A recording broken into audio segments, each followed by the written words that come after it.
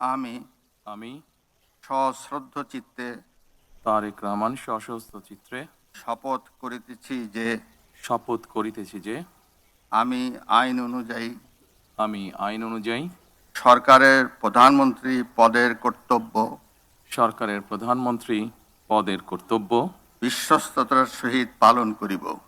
বিশ্বস্তার সহিত পালন করিব। আমি আমি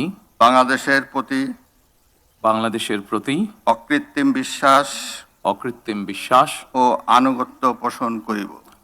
আনুগত্য পোষণ করিব। আমি সংবিধানের রক্ষণ, সমর্থন ও নিরাপত্তা বিধান করিব। আমি ভীতি বা অনুগ্রহ অনুরাগ বা বিরাগের বশবর্তী না হইয়া সকলের প্রতি আইন অনুযায়ী যথাবিহিত আচরণ করিব। এবার মাননীয় প্রধানমন্ত্রীর গোপনীয়তার শপথ পাঠ পরিচালনা করার জন্য রাষ্ট্রপতি মহোদয়কে বিনীত অনুরোধ জানাচ্ছি। আমি তারেক রহমান সশস্ত্র চিত্রে শপথ করিতেছি যে